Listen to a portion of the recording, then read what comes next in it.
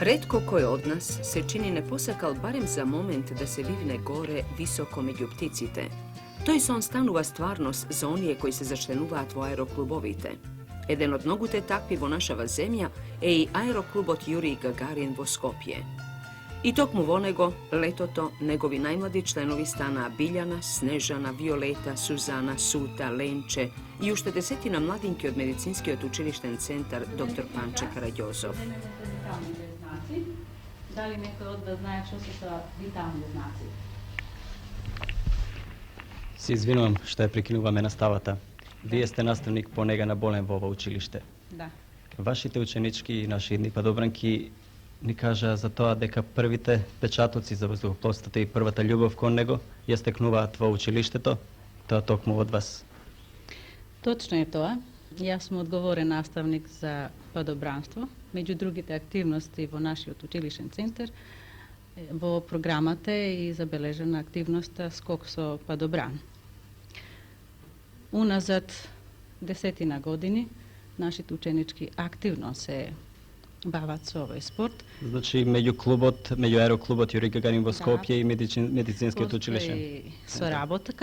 Постои соработка и тоа не само симпатизери на ученички, туку и активни спортисти, посебно од одсекот за медицински сестри кои ќе можат да пружат помош. Ако затреба во евентуална агресија. Да, каква ќе биде нивната улога? Погоди, ако други средства не можат да бидат достапни до местото кај што ќе биде несреќата или елементарната непогода или поплава или било што, ученичките наши со теоретската и практична подготвеност од училишниот центар според програмата треба да дојдат до полн израз. Да, ќе дојдат до полн израз. Кажете ни нешто за вас, за вашите почетоци. Вие спомнавте и на почетокот дека сте стар член на аероклубот во Скопје, дека сте стар воздухопловен спортист, се занимавале со едричарство. Да. Колку часови имате вашите почетоци? Да, како ученичка уште се занимавав со овој спорт, едриличарство, и имам 36 самостални лета.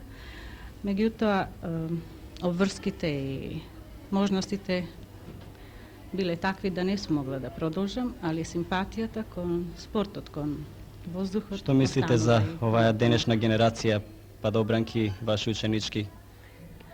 Уназад 3-4 години сме имали повеќе одзив на овој спорт, меѓутоа минатата година и ова година ученичките, иако со помал број на ученички, групата мислам, како таква, има дадено солидни резултати. Тоа должи ми се чини на сосема стручната подготвеност на наставниците од аероклубот Јурij Гагарин во Скопје, како и Воздухопловниот сојуз на Македонија. Да, нив ги очекува наскоро и првиот скок. Што вие мислите? Дали ќе се решат? Јас мислам дека ќе биде позитивен тој скок. Впрочем, како и досега. Како и досега.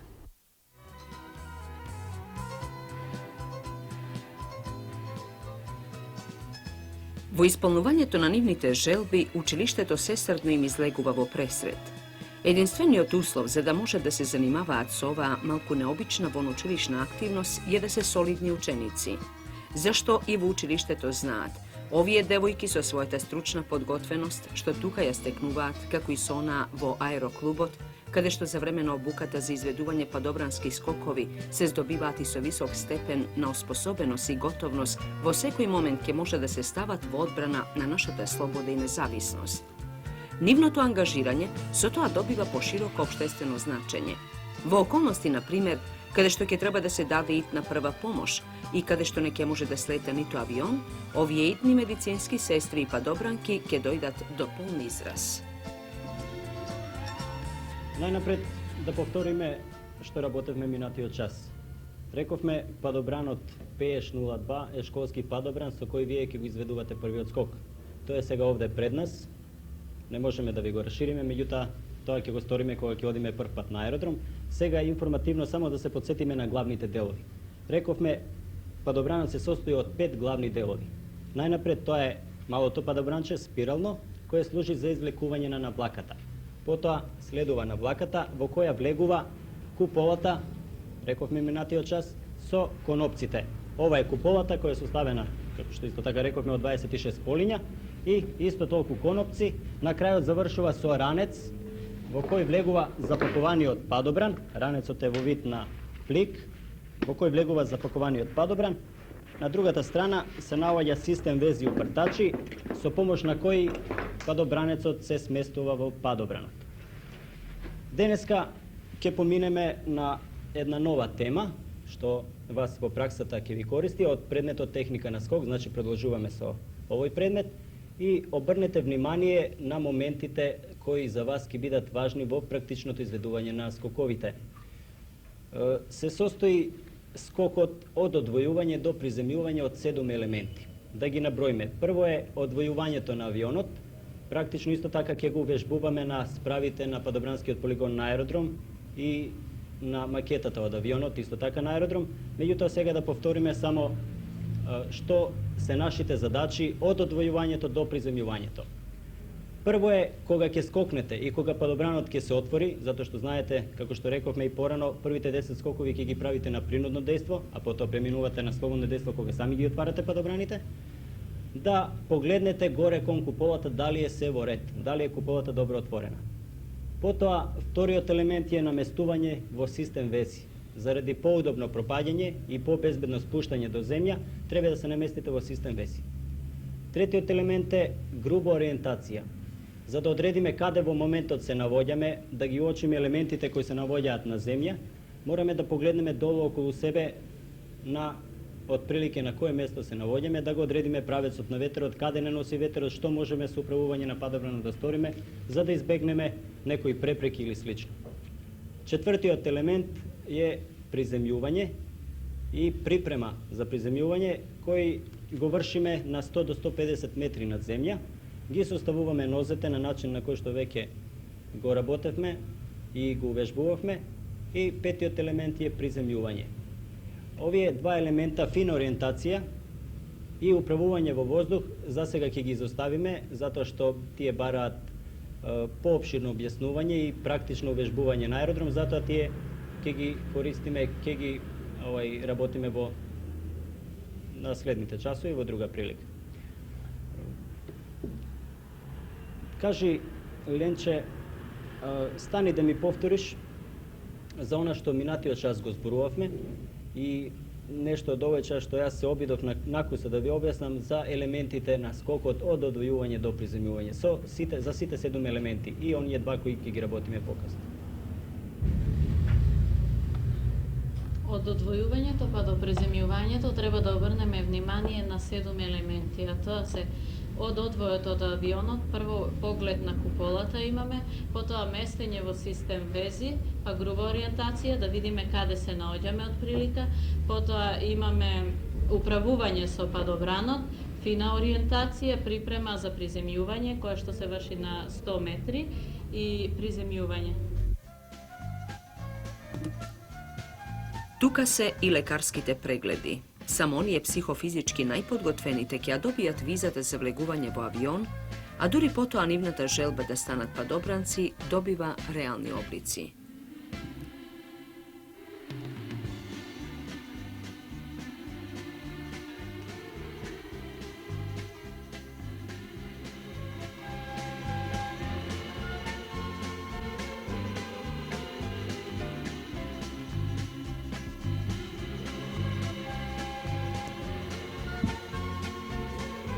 Предавањето од областа на аеродинамиката, метеорологијата, теоријата и техниката на скокањето и уште многу други работи неопходни за практичниот дел на обуката мораат максимално да се совладаат, зашто единствената преодна оценка овде е петката.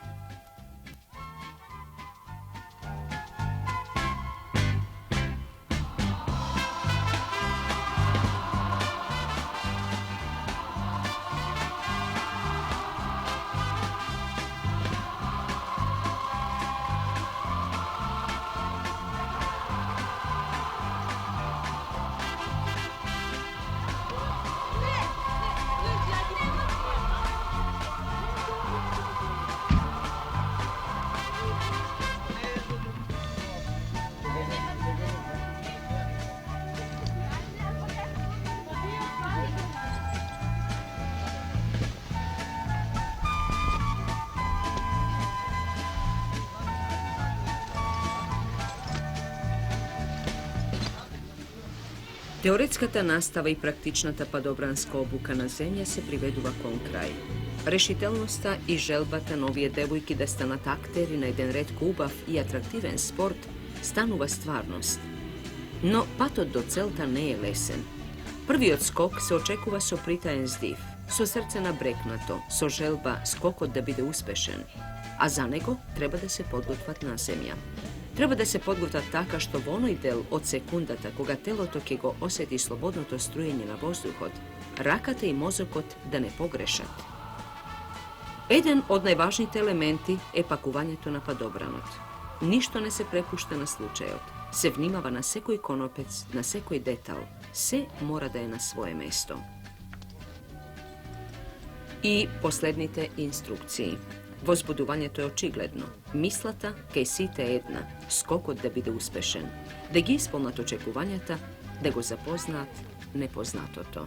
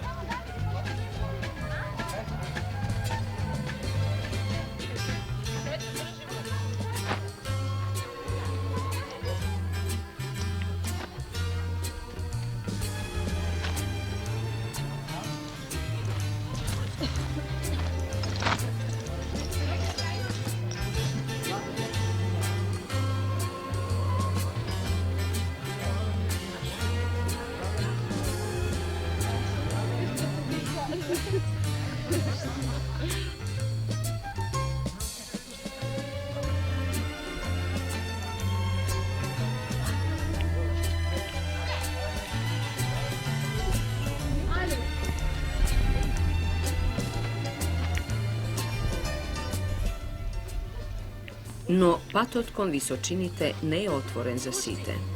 Некои од нив ке мораат уште малку да се подготват на земја, да ги совладаат сите елементи и до неситните детали, да ги надокнадат пропустите направени во проверката на знаењата. За нив, ова ќе биде само информативен лет. А за да не се создаде забуна во редоследот на скокањето, во авион влегуваат без кациги.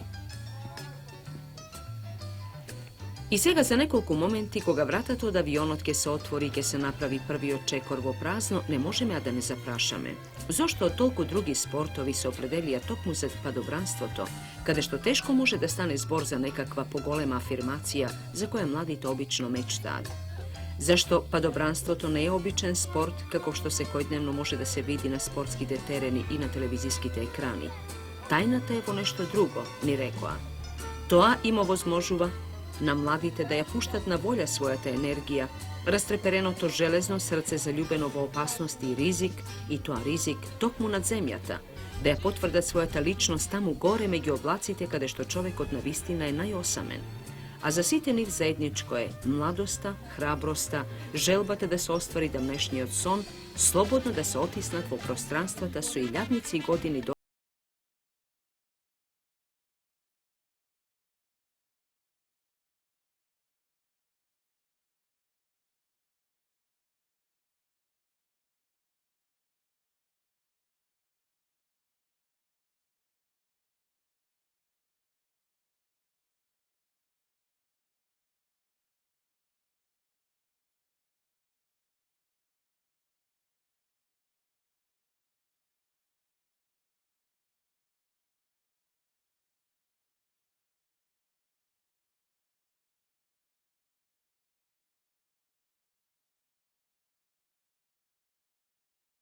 пред првиот скок?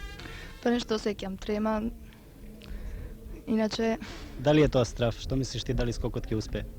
мислам дека скокот ќе успее, али мислам дека тоа не е премногу страв како што се мисли. ипак се чувствува трема нешто. Решителна си неизвестно. во секој случај. Сепак сум решителна во секој случај. Очка, кажи ни ти, како беа подготовките, дали си спремна за скокот? Спремна сум за скок. Подготовките беа добри. Знам, проверка имаше од Дали- наставникот. После првиот скок ќе продолжиш и натаму После првиот скок, мислам дека ќе продолжам. или ќе видиш во секој случај? Ќе продолжам. Сута, и ти пред твојот првенец, како се чувствуваш?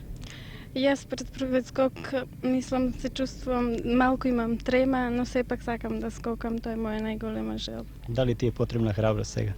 Да. Ленче, И јас исто малку сум возбудена пред првиот скок, на желбата преовладува и мислам дека нема да има многу страф и ќе биде интересно и желбата за да пробам каков е овој спорт ме натера да бидам храбра за да скокнам прв пат. Ленче, ти беше една од најредовните на теоретската настава и на практичната обука покажа најдобри резултати. Што очекуваш од својот прв скок? Па јас од првиот скок како и сите очекувам да пробам како е овој спорт, да се запознам со него, бидејќи уште во школото за време на снимањето на филмот посебно се интересирав, а потоа и наставата, па и практичните вежби на аеродромот во Прилеп и со така. Дали размислуваш за тоа дали падобранот ќе се отвори? Малку необично прашање за падобранците. Па сега дали подобранот ќе се отвори зависи од самите нас, како го пакуваме. Ма не размислувам за тоа како ќе се Сигурно отвори. си значи во себе. Па скоро сигурно. Добро, јас ви пожелувам среќа.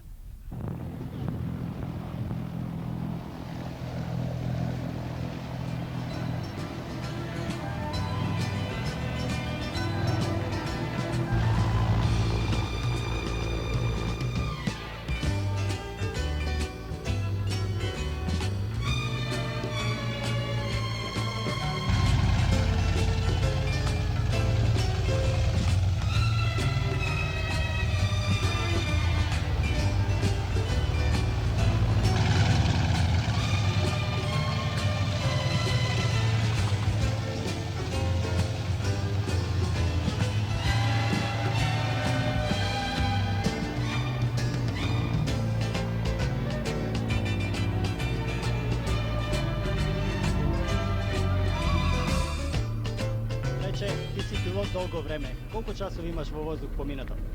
Па на моторно летање некаде околу 2200 сати и на единица околу 1000 сати. Кажи ми, што мислиш за оваа наша група падобранки, што оваа година ги обучуваме во аероклубот Јуреј Гагарин во Скопје? Па јас мислам дека се то идни асови на нашето падобранство. Дали некој ќе се најде од нив да ја замени веќе за нас легендарната Нада Ицева? Па секако меѓу оваа група падобранки ќе се најде некоја што ќе ја замени Нада Ицева, меѓутоа треба упорно да работи како Нада Ицева. И ја мислам дека мора да има не само една, него повеќе Нади Ицеви. Ти веќе имаш од авионот исфрлувано десетина и десетина падобранки од овој клуб. Ова ти е нова генерација, нова група, тоа веројатно ќе биде еден нов твој успех. Па мене ми е драго што можам вака да работам со падобранците. Уствари тие ми се моја слабост.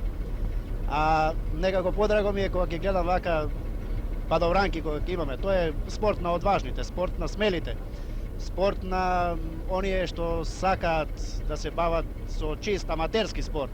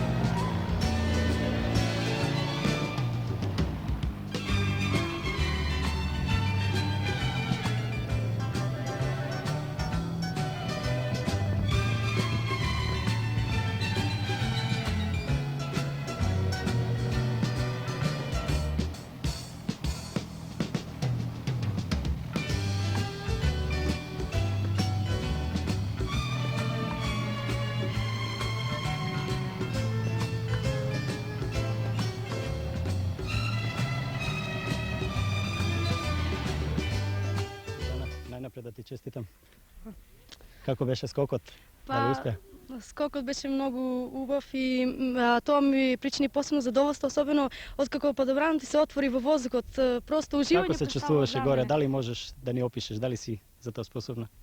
Па мислам дека сум способна за тоа и затоа и мислам да продолжам со овој спорт затоа што многу ми се допаѓа и упорноста, желбата за овој спорт. Што беше најинтересно горе во воздухот? Најинтересно горе во воздухот беше кога се одвоиш од авионот, а потоа отварањето тука кога. Како е панорамата одозгоре? Па како и секогаш од високо многу е убаво и се гледа, се може да посматраш и просто представа уживање кога ово Со еден збор ти си задоволна и натаму ќе продолжиш. Па наравно дека натаму ќе продолжам и сум задоволна. Додека разговара со Снежана, ти веќе успеа деломно и да го собереш падобранот. Како беше горе? Па јас мислам дека никош толку среќна не сум била во животот, никош не сум се осеќала толку убаво. Не сум. Дали ти беше страв? Не, нема време за страв. Никош во живот не сум имала такво задоволство, не сум почувствувала. Што мислиш за иднина? Па мислам да продолжам со овој спорт затоа што страшно ми се допаѓа и дека друг спорт кој овој нема. Како горе се чувствуваш? Па горе мислев дека летам, просто не го осеќав падобранот, не ја осеќав куполата, мислев дека сум птица. Немам зборови да го изразам моето задоволство. Ленче, како беше? Добро беше многу горе малку, како што и се чувствува, имав трема, но потоа едвај чекав да скокнам, да излезам. Според инструкциите што ги добивте од земја, дали можеш да кажеш дека скокот беше успешен? Мислам дека беше скокот и покрај тоа што не очекував да биде толку успешен. Добро беше, во воздух посебно се чувствував среќна, затоа што ја остварив мојата најголема желба. Што на првиот скок значи ти остави најголем впечаток? Најголем впечаток ми остави кога ми се отвори куполата и она лебдење во воздухот. Оно леснување. Да.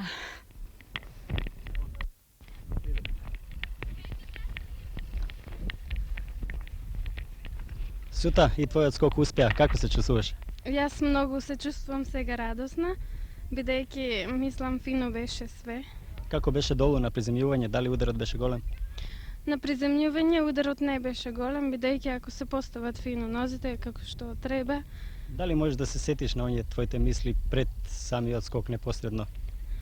Јас можам да се сетам на моите мисли што чувствував многу трема, додека се качував во авион и кога седев размислував повеќе на приземјување. Дали тоа значи дека нема веќе да се бавиш со падобранство, дека нема да скокаш? Не, тоа не значи повеќе. Тоа би требало да значи дека видов како се, мислам све во воздух како е, па би сакали понатаму да се бавам со овој спорт, бидејќи еден од најдобрите. Возбудувањето е очигледно. Кај тебе меѓутоа се гледа и тоа дека си среќна.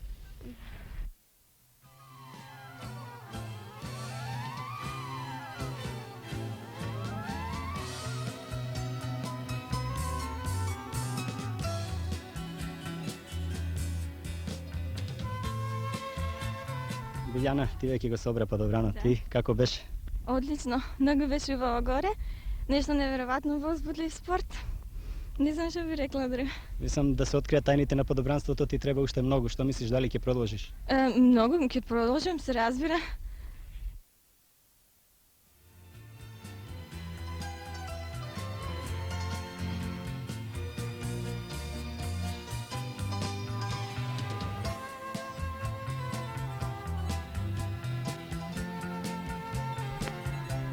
Гоце, ти си управник на воздухопловната школа при аероклубот Јури Гагарин во Скопје.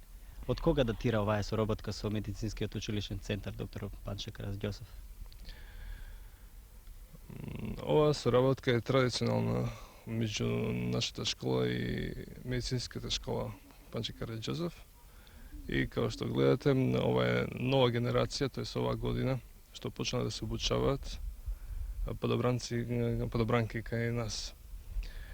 Колку до сега има во клубот обучени падобранци и падобранки поточно до оваа школа? Па, број да го кажем, го стварно не можел, меѓутоа доста.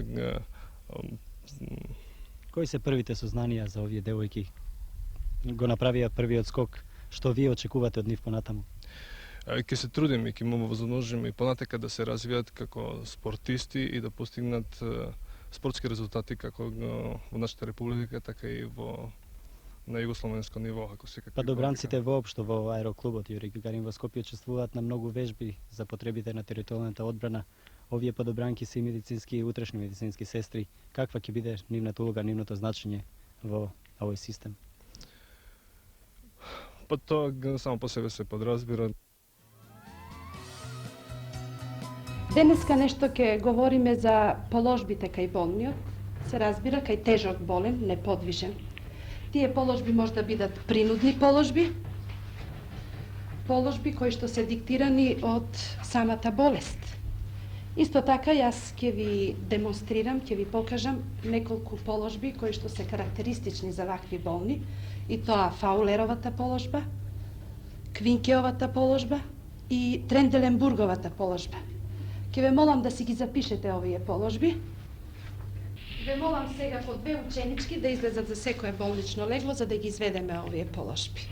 Вие знаете, за секоја манипулација треба да имаме припремен материјал и изведбата. Претходно материјал што треба да ни биде припремен за Фаулерова положба, тоа може да бидат 5 перници, а во колку леглото може да се подигне на горната страна, во тој случај се служиме со наслонот што е фиксиран на болничниот кревет. Во спротивно, нам ни треба уште и попречен чаршав со попречна мушема. Исто така ни треба гумен круг. Јас оној пат ви објаснив како се приготвува гумениот круг. Тој секогаш треба да има навлака. А уште ни треба еден голем долен чаршав во диагонала приготвен, за да можеме да ја фиксираме положбата на болниот. Воздушното крштевање успеа. Опасностите што ги крие небото со секој скок, со секој успех, не ќе ги поколеба во нивните идни ангажирања. Зашто токму тие овој спорт го прават попривлечен и секогаш непознат.